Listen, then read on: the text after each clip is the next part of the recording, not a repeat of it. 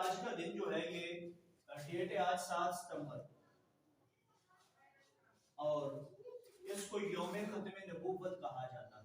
یوم ختم نبوت.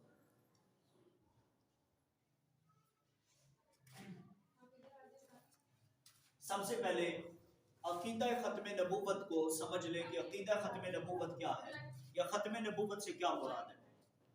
تو ختم نبوت سے مراد یہ ہے کہ ہمارے آقا مولا صلی اللہ تعالیٰ علیہ وسلم اللہ کے آخری نبی ہیں.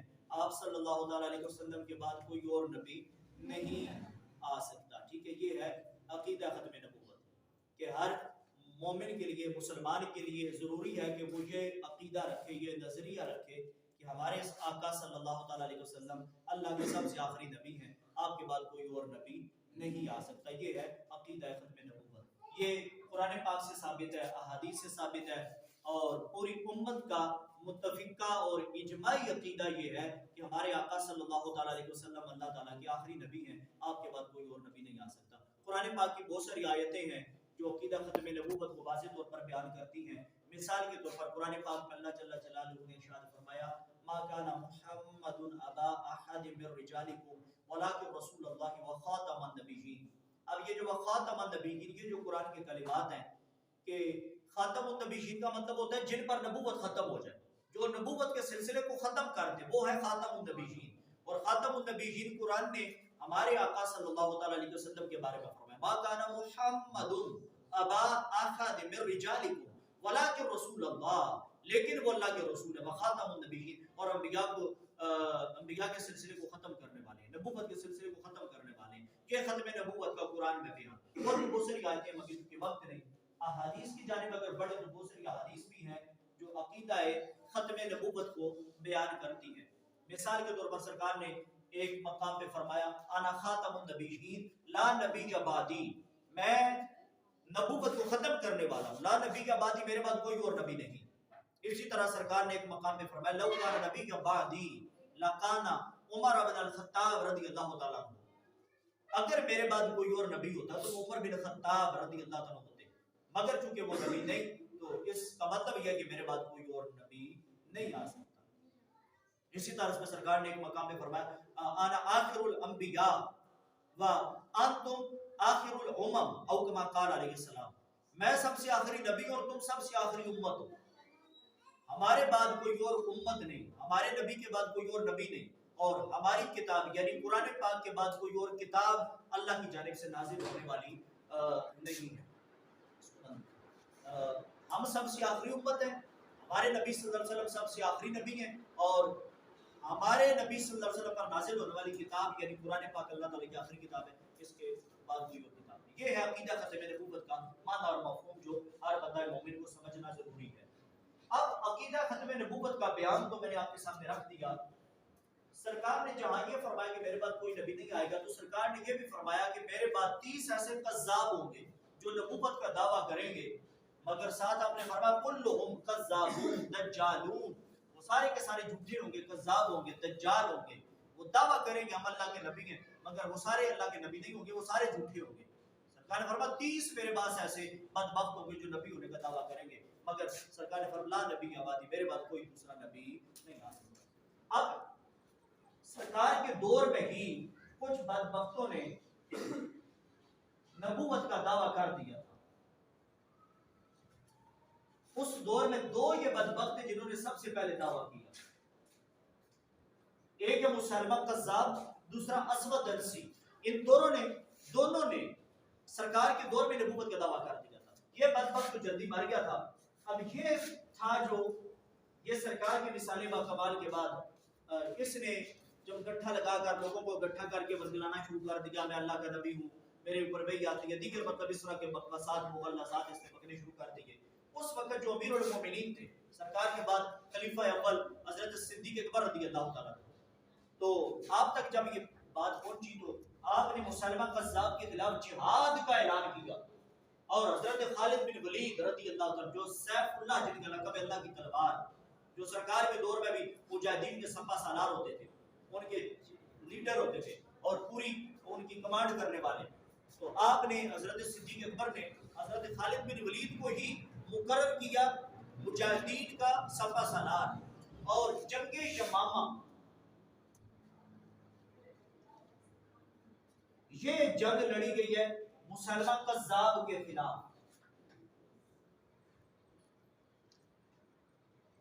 کیوں جنگ لڑی گئی ہے؟ عقیدہ ختم نبوت کے دفاع کے لیے، عقیدہ ختم نبوت کے دفاع کے لیے۔ تو پتہ یہ چلا کہ عقیدہ ختم نبوت کا دفاع اور تحفظ کرنا یہ کتنا ضروری کام تھا کہ صدیق اکبر نے اس کے لیے جہاد کیا، جنگ کی، عقیدہ ختم نبوت کے دفاع میں۔ آگے نہ بات، یہ ایک بنیادی عقیدہ مسلمانوں کا، جس طرح اللہ کو ایک ماننا مسلمان ہونے کے لیے ضروری ہے، اللہ کو لا شریک ماننا مسلمان ہونے کے لیے ضروری ہے، ساری کائنات کا خالق و مالک ہونا اللہ کو ماننا مسلمان ہونے کے لیے ضروری ہے، بالکل اسی طرح سرکار صلی اللہ علیہ وسلم کو اللہ کا آخری نبی ماننا بھی ضروری ہے مسلمان ہونے کے لیے۔ سمجھ آ گئی بات؟ یہ تو تھی تمہیدی اعتبار سے کچھ باتیں۔ اب جو سرکار نے کہا تھا کہ میرے بعد 30 کذاب ہوں گے جو نبوت کا دعویٰ کریں گے، ان میں سب سے پہلے یہ بدبخت تھے، یہ سلسلہ چلتے چلتے برے صغیر تک آ پہنچا۔ پاکستان بعد میں بنا، بنگلہ دیش تو ہم سے جدا ہونے والا ملک ہے، انڈیا بھی سو گیا، یہ پورا علاقہ خطہ یہ برے صغیر اس کو کہتے تھے۔ یہاں پر موجودہ انڈیا میں یہ شہر ہے قادیان، ادھر ایک شخص تھا غلام احمد اس کا نام تھا، قادی غلام احمد قادیانی کے نام سے مشہور ہوا ہے، قادیانی قادیان والا، وہاں کا رہنے والا، ٹھیک ہے۔ یہ اس بدبخت معاذ اللہ نبی ہونے کا دعویٰ کیا کہ میں اللہ کا نبی ہوں۔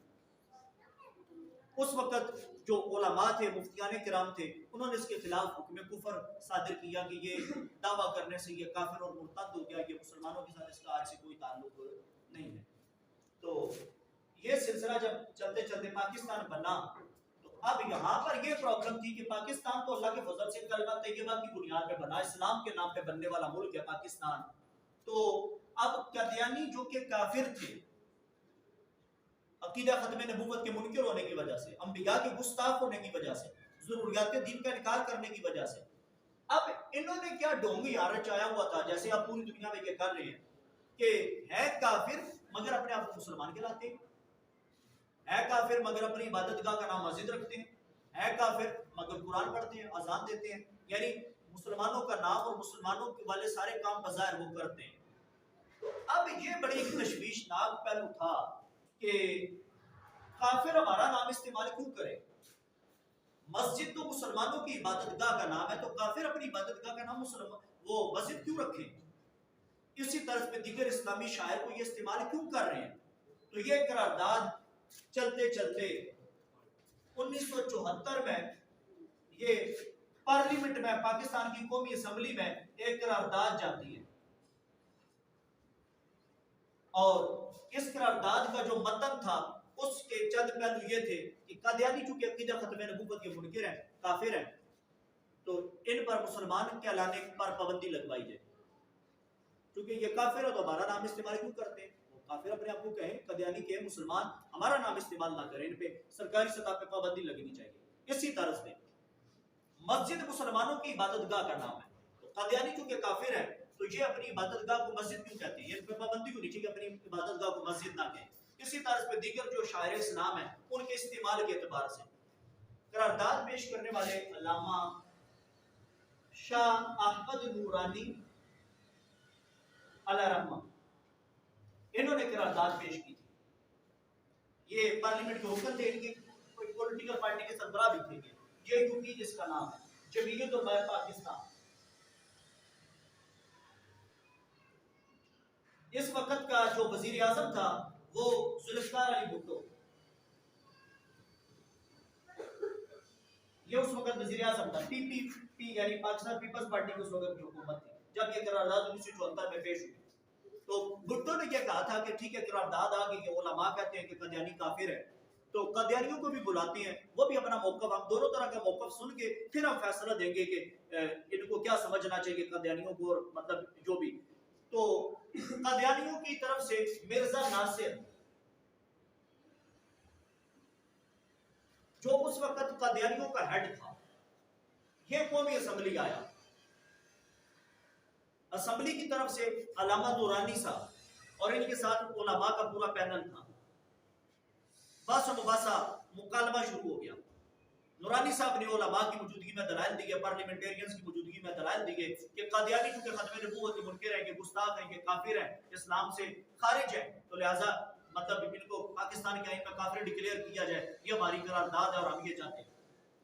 مرزا ناصر ہماری طرف سے یعنی علماء کی طرف سے, پارلیمنٹ کی طرف سے کسی ایک اعتراض کے بھی جواب نہیں دے سکا. بالآخر کئی روز بحث و مباحثہ جب ختم ہوا تو پھر پارلیمنٹ نے متفقہ طور پر یہ فیصلہ کیا کہ پاکستانی پارلیمنٹ, علماء, پارلیمنٹیرینز اور قادیانیوں کی جانب سے ایک مکالمہ اور بحث و مباحثہ کے انعقاد کے بعد اس نتیجے پہ پہنچی ہے کہ مرزا ناصر جو ہے ان کے پاس کوئی دلائل نہیں اور وہ مسلمانوں کے اعتراضات کے جوابات ان کے پاس موجود نہیں, اور وہ اپنی ہی کتابوں اور اپنے لٹریچر کی روشنی میں وہ اسلام سے خارج ہے, وہ کافر ہیں, ان کا اسلام سے کوئی تعلق نہیں. ہم آج یہ اعلان کر رہے ہیں کہ پاکستان میں قادیانی اپنے آپ کو مسلمان نہیں کہلا سکتے, اپنی عبادت گاہ کا نام مسجد نہیں رکھ سکتے, وہ مسلمانوں کے شاعر استعمال نہیں کر سکتے, اور وہ اپنے مذہب کی تبلیغ نہیں کر سکتے. تو یہ سارا فیصلہ 7 سپٹمبر 1974 کو ہوا. تو اس دن کی مناسبت سے کہ ہماری پارلیمنٹ نے اتنا تاریخی فیصلہ یہ جو کیا تھا, یہ 7 ستمبر کو ہوا تھا. ختم نبوت کے منکروں کو آئین پاکستان میں کافر ڈکلیئر کیا گیا. تو اس وجہ سے آج کا دن یعنی 7 ستمبر یوم ختم نبوت بنا. سمجھ آ گئی نا بات؟ آج کا دن یوم ختم نبوت کیسے بنا, یہ پوری رویداد میں نے آپ کو بتا دیا کہ 7 سپٹمبر کو کیا ہوا تھا اور کس واقعہ کی یاد میں اور کس تاریخ ساز فیصلہ کی یاد میں اس دن کو یوم ختم نبوت کہا جاتا ہے. یہ ہے یوم ختم نبوت. اب سب سے آخری جو 2 باتیں بس کر کے میں بات کو ختم کر رہا ہوں, ان ساری باتوں کا لب لباب اور خلاصہ یہ ہے کہ ہمارے مذہب کی تعلیم کی روح سے اور آئین پاکستان کی روح سے قادیانی, مرزئی یہ اسلام سے خارج ہیں, یہ پکے ٹھکے کافر ہیں. آگے بات سمجھ, مرزا قادیانی ملعون کو نبی ماننے والے, اس کو مذہبی پیشوا سمجھنے والے یا اس کے کفر میں شک کرنے والے بھی اسلام سے خارج ہیں. یہ ہمارے 1973 کے آئین میں کنسٹیٹیوشن آف پاکستان کا حصہ بن چکا ہے, یہ جو پارلیمنٹ کا تاریخ ساز فیصلہ ہے. تو اس بنا پر پاکستان کے آئین کے روح سے بھی قادیانی کافر ہیں, وہ مسلمانوں کے ساتھ ان کا کوئی تعلق نہیں, وہ مسلمانوں کے مذہبی شاعر کو استعمال نہیں کر سکتے اور وہ اپنے آپ کو مسلمان ہرگز نہیں کہلا سکتے. یہ ساری چیزیں اور اس دن کی مناسبت سے آج کا دن 7 سپٹمبر کو یہ تاریخی فیصلہ ہوا تھا, یہ ہے یوم ختم نبوت. اور دوسری جو بات کہ یہ پاکستان کے 75 سالہ تاریخ میں پارلیمنٹ کی جانب سے قومی اسمبلی, سینٹ, صوبائی اسمبلیاں, جتنا بھی مقننہ ہمارے قانون بنانے والے ادارے, اہم ترین فیصلہ پاکستان بننے سے لے کر آج تک 75 سالہ تاریخ میں پارلیمنٹ کے ماتھے کا جومر جو فیصلہ بنتا ہے وہ قادیانیوں کو کافر ڈکلیئر کرنے والا جو 7 سپٹمبر 1974 کو ہوا. آگے بات سمجھ, اور اس اعتبار سے یہ وہ عظیم فیصلہ ہے جس نے نہ فقط پاکستان بلکہ پوری امت مسلمہ کے سر صبح قیامت تک کے لیے فخر سے بلند کر دیے.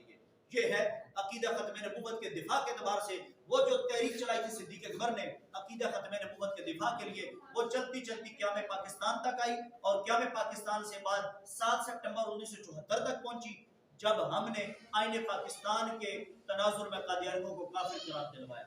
اللہ تعالیٰ ہم سب کو عقیدہ ختم نبوت کو محافظ بنائے, اس میں ثابت قدمی عطا فرمائے اور قادیانیت جیسے ناسور کو ہمیشہ اپنے پاؤں تلے اللہ روندنے کی توفیق عطا فرمائے. ان کارستانیوں سے اللہ ہمارے دین کو, ہمارے ملک کو محفوظ فرمائے. اسلام زندہ باد, پاکستان پائندہ باد. تاجدار ختم نبوت کا نعرہ لگا کے اس کے بعد انشاءاللہ پھر ترتیب میں آپ لوگ جا سکتے ہیں. تاجدار ختم نبوت زندہ باد, تاجدار ختم نبوت زندہ باد, تاجدار ختم نبوت زندہ باد, زندہ باد. یہ آج کے دن کے اعتبار سے جو میسج تھا وہ بحمد اللہ میں نے ڈیلیور کر دیا. اللہ تعالیٰ سب کا ہم جو ناصر ٹھیک ہے.